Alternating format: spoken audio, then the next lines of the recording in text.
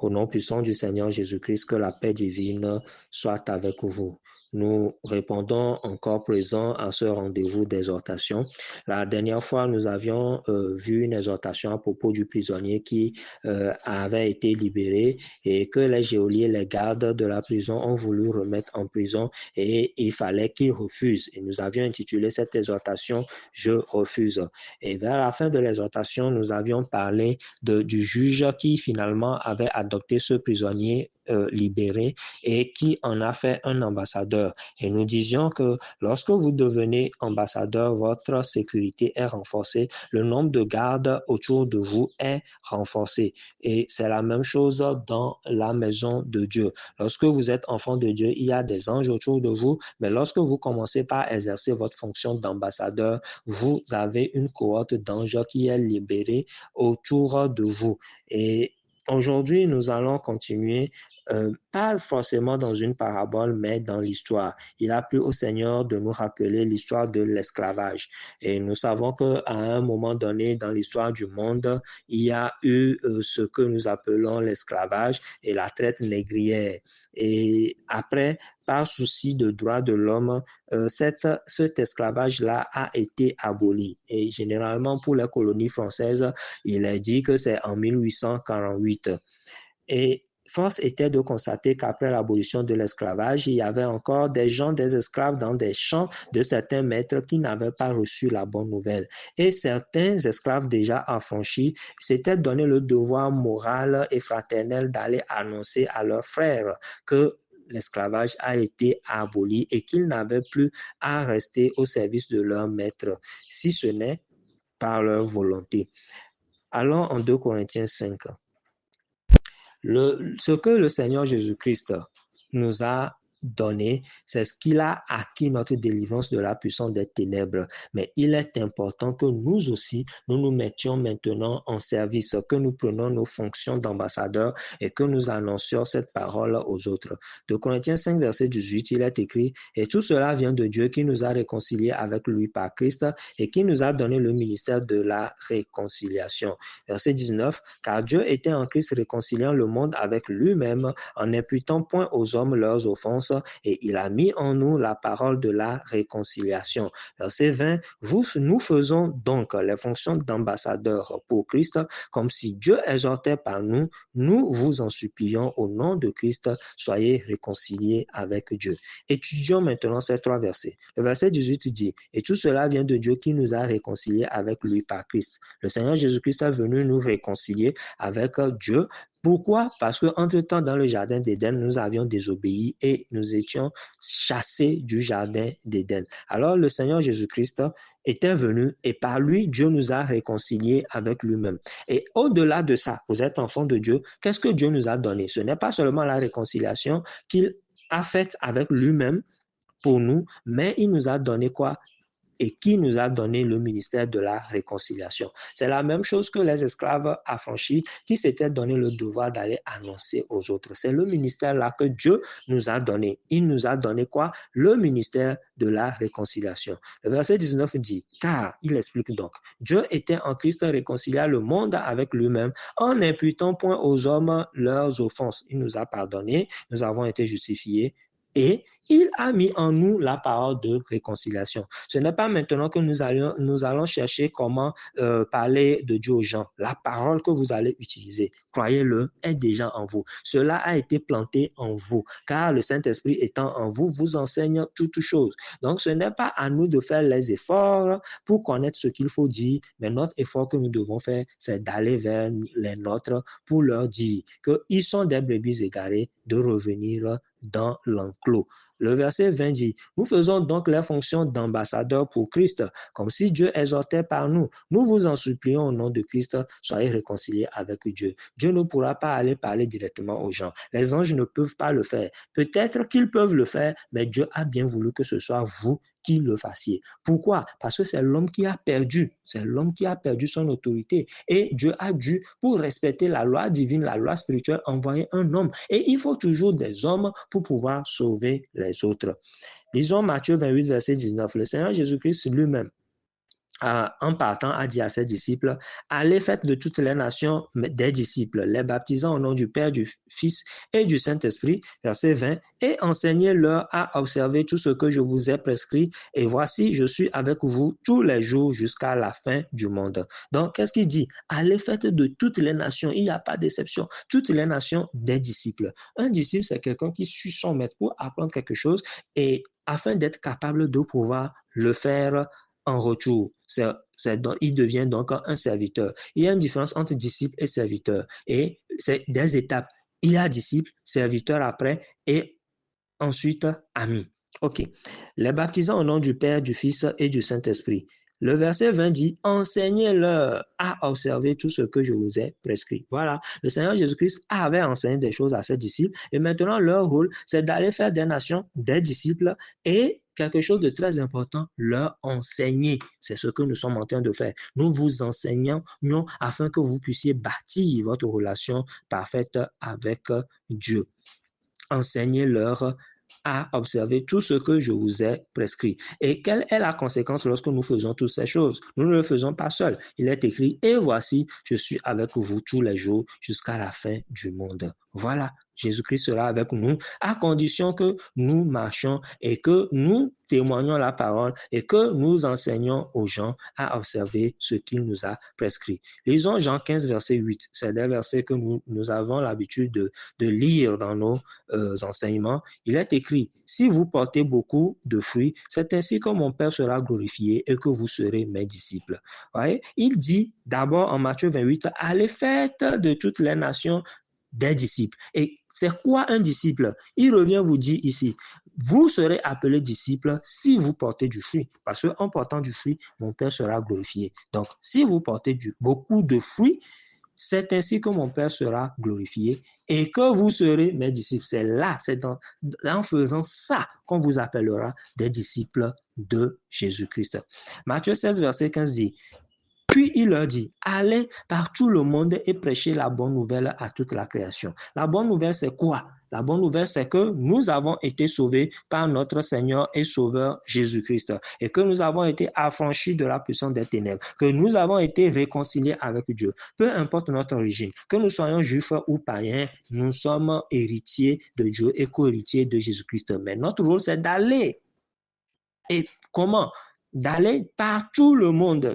Nous avions lu toutes les nations et ici, il précise par tout le monde. Et nous prêchons quoi? La bonne nouvelle. Luc 4, verset 18 dit quoi?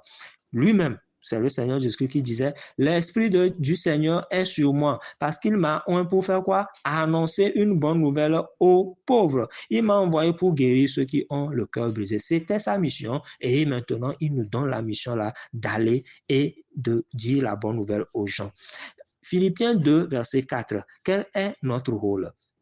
Il dit que chacun de vous, au lieu de considérer ses propres intérêts, considère aussi ceux des autres. Nous n'avons pas seulement à avoir, je dois avoir une maison, je dois être en bonne santé, mes enfants doivent.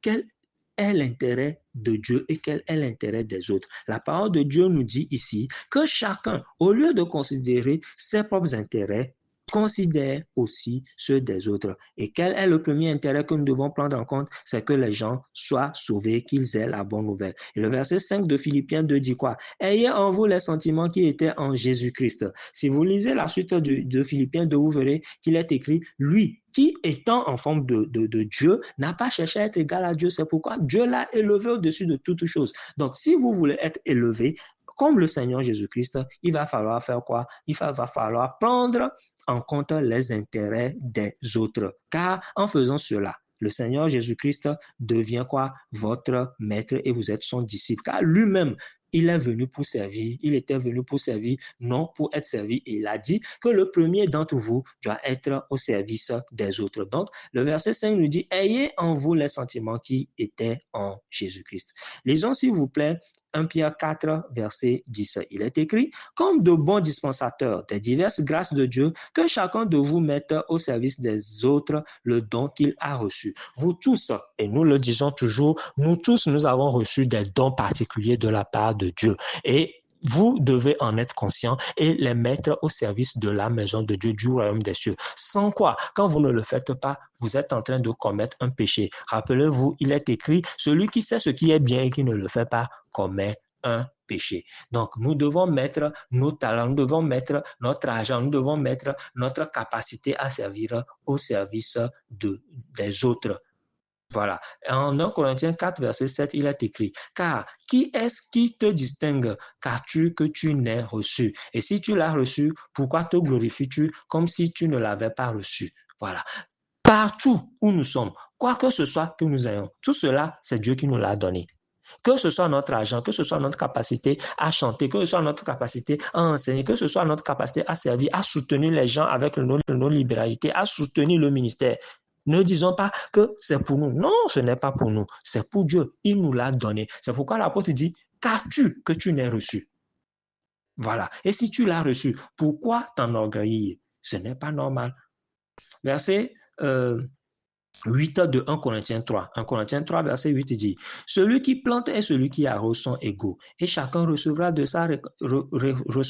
sa propre récompense selon son propre travail. Alors, tout ce que nous faisons, nous allons recevoir une récompense. Alors, pourquoi ne pas le faire? Il est important que nous grandissions, parce que quand vous avez un enfant qui est nouveau-né, vous vous occupez de lui. Mais lorsque l'enfant commence par grandir, qu'il a des fois même dans certains contrées déjà 5 ans, 7 ans, l'enfant commence par servir. Mais votre enfant ne peut pas avoir 15 ans, 20 ans et ne rien faire à la maison. C'est pour ça, dans les bonnes maisons, on répartit les tâches. Telle personne balaie la chambre, telle personne nettoie telle chose, telle personne fait la vaisselle. Voilà. Parce que quand les enfants grandissent, on commence par leur donner des responsabilités. C'est la même chose qui se passe dans le corps de Dieu, dans le corps de Christ. Lorsque vous êtes un bébé, on s'occupe de vous. Mais à un moment donné, il faut que vous grandissiez. Mais imaginez quelqu'un qui a 40 ans et qui est toujours à quatre pattes et qui doit encore têter sa maman. On l'appelle quoi? C'est un enfant qui n'a pas toutes ses facultés. Ses parents auront honte de lui. Ne faisons pas que Dieu ait honte de nous. Ne faisons pas que le Christ ait honte de nous. Le Christ le dit, que si vous êtes tiède, il va vous vomir. Et si vous le reniez devant les hommes, lui aussi vous reniera devant Dieu et devant les anges élus. Alors nous devons commencer par manger la nourriture solide. Et c'est l'effort-là que nous faisons afin de vous donner cette nourriture-là. Comprenez aussi que lorsque vous commencez par travailler en tant qu'ambassadeur, vous devenez des collègues de Dieu, des collègues du Seigneur Jésus-Christ, des collègues du Saint-Esprit. Comment? Parce que tous ceux qui ont déjà travaillé ou tous ceux qui sont en service savent que lorsque vous êtes dans un service, il est facile de recevoir les services de ses collègues. Vous vous entraidez, vous donnez, vous faites des services. Pourquoi? Parce que vous êtes en fonction. Et lorsque vous quittez la fonction, ça devient un peu plus compliqué. Pourquoi? Parce que quand vous étiez en fonction, l'autre sait que s'il vous fait telle chose, en retour, tôt ou tard, vous allez lui devoir un service. Mais quand vous n'êtes plus en fonction, qu'est-ce qui se passe? Vous appelez les gens et puis ils traînent. C'est toujours comme ça que ça se passe. Alors, lorsqu'on dit que le Seigneur Jésus-Christ intercède dans notre faveur. Il est assis à la droite du Père et il intercède. Et lorsqu'on nous dit que le Saint-Esprit, parce que nous sommes faibles, lui aussi intercède dans notre faveur. Lorsque nous nous mettons à intercéder pour l'œuvre de Dieu, pour des vies, afin que ces vies soient gagnées, lorsque nous intercédons et que nous agissons pour l'utilité de l'œuvre de Dieu. Nous semons financièrement, matériellement, émotionnellement dans l'œuvre de Dieu. Nous mettons notre talent. Nous devenons quoi? Des collègues du Seigneur Jésus-Christ. Et entre nous, il y a des choses qui se passent facilement. Mais quand vous n'êtes pas en fonction, ce n'est pas forcé que le Seigneur Jésus-Christ vous fasse quoi que ce soit. Qu'est-ce qu'il fait? Il vous donne le minimum qu'il faut. Voilà, le service minimal, comme on le fait dans les hôpitaux lorsqu'il y a grève. C'est de ça que nous profitons. Mais si nous voulons avoir les plus grands avantages, qu'est-ce qu'il faut qu'on fasse? Il faut que nous soyons des gens actifs qui prennent au sérieux leur fonction d'ambassadeur. 1 Corinthiens 3, verset 9, il est écrit, car nous sommes ouvriers avec Dieu. Vous êtes le champ de Dieu, l'édifice de Dieu. Voilà, vous devenez ouvrier avec Dieu. Pourquoi? Parce que vous êtes en train de construire l'édifice, le royaume de Dieu. Que ton règne vienne là. Nous aussi, nous travaillons dans ça. Alors, nous devenons quoi? Ouvriers avec Dieu, co-ouvriers, donc des collègues. Vous voyez? Et quand nous le faisons, c'est un avantage pour nous. Lisons, s'il vous plaît, Jean 15, verset 14. Nous revenons donc en Jean. Et le verset 14 dit, si vous êtes mes amis, le verset 14, pardon, vous êtes mes amis si vous faites ce que je vous commande. Verset 15. Je ne vous appelle plus serviteur parce que le serviteur ne sait pas ce que fait son maître, mais je vous ai appelé ami parce que je vous ai fait connaître tout ce que j'ai appris de mon Père. Et ce verset 16, ce n'est pas vous qui m'avez choisi, mais moi je vous ai choisi et je vous ai établi. Pourquoi? Afin que vous alliez et que vous portiez du fruit et que votre fruit demeure, afin que ce que vous demanderez au Père en mon nom, il vous le donne. Donc, si nous cherchons notre intérêt, c'est que lorsque nous demandions quelque chose au Père, il nous le donne en le nom du Seigneur Jésus-Christ. Mais comment y arriver? Le Seigneur Jésus-Christ nous le dit au verset 16. Ce n'est pas vous qui m'avez choisi, mais moi, je vous ai choisi et je vous ai établi. Comme quoi? Ambassadeur. Afin que vous alliez et que vous portiez du fruit et que votre fruit demeure. Ce n'est pas de faire les choses de temps en temps. Ce n'est pas de semer de temps en temps, mais d'être régulier.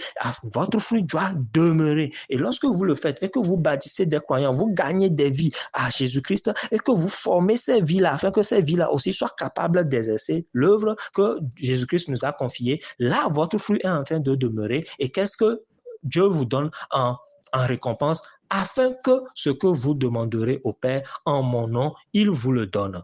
Si tout le monde a compris cela, que Dieu vous bénisse. Maintenant, relisons le verset 14 et 15. Vous êtes mes amis si vous faites ce que je vous commande. Voilà l'étape d'amis. Il y a une étape de disciple, nous venons de le dire, une étape de serviteur. Là, vous faites tout ce que on vous dit, mais vous ne savez pas tout ce que le maître veut faire. Mais quand vous devenez maintenant ami, le maître vous dit tout. Et dans les ateliers, on le fait, couture, coiffure, partout on le fait. D'abord, l'enfant vient et l'apprenti vient, il apprend, donc il est disciple. Et à un moment donné, on lui donne aussi à faire, à coudre des habits pour les autres. Il devient quoi? Un serviteur. Mais il y a encore des failles. Mais quand la personne finit et qu'on libère la personne, on peut maintenant appeler la personne en tant qu'ami et la personne sait ce qu'il y a derrière, les prix auxquels nous sommes en train de confectionner les habits. Parce que quoi? Il est déjà affranchi et maintenant il vient pour aider. C'est ça la différence. Donc, l'étape de disciple peut être dépassé par l'étape des serviteurs. Le verset 15 dit, je ne vous appelle plus serviteur parce que le serviteur ne sait pas ce que fait son maître, mais je vous ai appelé ami parce que je vous ai fait connaître tout ce que j'ai appris. Et si vous avez lu l'Ancien Testament, c'est ce que Dieu faisait avec Moïse. Dieu disait quoi? Je montre mes voies à Moïse, je révèle mes voies à Moïse et je montre mes œuvres aux enfants d'Israël. Les voies de Dieu, on ne peut pas les connaître, mais il le donnait, il montrait ces voies-là à Moïse. Mais maintenant, les enfants disaient, eux, qu'est-ce qu'ils voyaient? Ce qui se reflétait dehors, les œuvres. Donc, devenez amis de Dieu, devenez amis du Seigneur Jésus-Christ. Et l'Église du premier siècle avait compris cela. Et c'est pour ça que quoi? Les gens apportaient. Moi, nous, on ne peut pas enseigner, mais ceux qui enseignent, il faut qu'on leur apporte les moyens financiers. On doit leur apporter le matériel. On doit leur apporter nos prières, nos intercessions. On doit les encourager lorsqu'ils sont faibles afin qu'ils puissent faire le travail. Ah, d'autres disent, les apôtres de Jésus-Christ ne devraient plus être autour des tables pour partager à manger. Et on a nommé des diacres. C'est que chacun faisait ce qu'il devait faire. Et l'Écriture nous dit qu'il n'y avait même pas d'indigents parmi eux. Pourquoi? Parce que tout le monde s'entraidait. C'est à ça que Dieu nous appelle. Mais d'abord, il faut que nous puissions gagner les âmes. D'abord, il faut que nous puissions attirer les gens. Et pour le faire, comment le faire? Il faut que nous puissions nous organiser. Colossiens 3, verset 23. Tout ce que vous faites, faites-le de bon cœur, comme pour le Seigneur et non pour les hommes. Voilà, que tout ce que nous fassions, que nous le fassions pour Dieu. Le verset qui suit, sachant que vous recevrez du Seigneur l'héritage pour récompense, servez Christ le Seigneur. Pour recevoir l'héritage, il faut servir le Seigneur. Et nous devons faire toutes ces choses, pas pour quelqu'un, mais pour le Seigneur. Et si vous avez bien lu Matthieu 25, lorsque le Seigneur Jésus-Christ dit, je suis venu vers vous, j'avais faim, vous ne m'avez pas donné à manger. J'avais soif, vous ne m'avez pas donné à boire. J'étais nu, j'étais en prison. Et les gens disent, quand est-ce que dit toutes les fois que vous l'auriez fait pour quelqu'un qui m'appartient, ou bien vous ne l'auriez pas fait, c'est à moi que vous ne l'avez pas fait, ou bien à moi que vous l'avez fait. Alors, il faut que nous puissions comprendre ces choses. Et le verset 25 de Colossiens 3 dit quoi? Car celui qui agit injustement recevra selon son injustice, et il n'y a point d'exception de personne. J'espère que vous avez compris. Nous avons dépassé largement le quart d'heure, mais il fallait que nous vous expliquions ces choses afin que vous vous leviez entre vous. Je déclare et je confesse que vous vous réveillez, que Dieu réveille l'esprit en vous comme il a réveillé l'esprit de Zorobabel. Et quand vous serez prêts pour aller construire l'œuvre de Dieu, pour agir pour Dieu, Dieu va vous donner non seulement l'héritage, mais il n'y a aucune montagne qui pourrait se présenter devant vous. Car qu'est-ce que l'Écriture dit? Ce n'est ni par la puissance, ni par la force, mais c'est par mon esprit, dit l'Éternel des armées. Qui es-tu, montagne, devant Zorobabel? Tu seras aplani. Que Dieu vous bénisse et qu'il vous garde, et que sa paix vous soit multipliée, et que sa grâce abonde dans votre vie au-delà de toutes choses. Au nom de Jésus-Christ, Amen.